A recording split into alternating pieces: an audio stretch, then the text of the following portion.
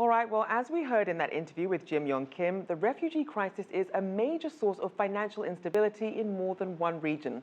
To explore this, I spoke to Shanta Dayvarajan. He's the World Bank's chief economist for the Middle East and North Africa. I began by asking about the economic impact of the crisis on Middle Eastern countries. Oh, there's been a significant economic impact just simply by the volume. You have countries like Lebanon that have 30% of their population now as refugees. That's the equivalent of all of Mexico moving to the United States, or all of Nigeria moving to Europe. And it's had a profound impact, mostly on the congestion in public services, electricity, water, housing, and education and the health facilities. In addition, we have some evidence that in Lebanon and in Jordan, the refugees are competing for low-skilled or lower-skilled jobs in the informal sector, so the wages have fallen. And you can estimate about 1 or 2 percentage points of GDP that have been that have had the effect on these two economies. As you were talking about some of the resources that people are struggling to get, where are they getting some of the funding from to help with that? The refugees are a global responsibility. The world as a whole should help shoulder the burden rather than focus on these two small countries. And so what they have been doing and what we have been doing with them is trying to mobilize global resources in order to buy down that debt with concessional financing.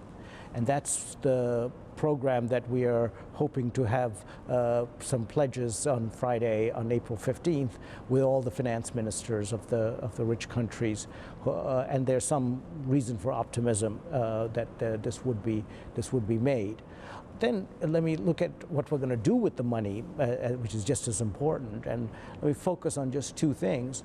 One is we're helping to set up a special economic zone in Jordan where both Syrians and Jordanians can work.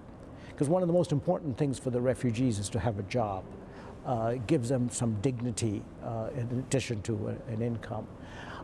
And the special economic zone it's quite likely that there will be special concessions from the European Union, special trade concessions for the products coming out of the zone, which makes it attractive for investors to move in. And it might even serve another purpose, which is that when there is peace in Syria and the Syrians, the refugees, want to go back and restart their businesses, you'll have a built-in set of workers who are trained and already working right on the border. The special economic zone is right on the border between, it's 10 kilometers from the border of Syria. The second major area we're working on is education. Something like 50% of the refugee children are out of school. And this is a huge risk because you could have a whole generation of undereducated people, adults, when the crisis is over. Now, you mentioned initiatives including education and jobs. So if you're someone who perhaps wants to return home, what do you think needs to be in place to really make that a possibility?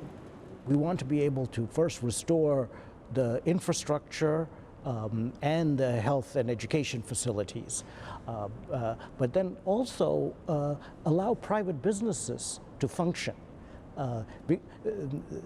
Many of these Syrians were very enterprising business people before the war, and some of them are trying to develop businesses in their places of refuge. There are stories of a Syrian who sells sandals and they're exporting it from Jordan to the Dominican Republic. Now, we need to facilitate these people to be able to go back and restart their businesses in Syria, but also this is a way of creating employment.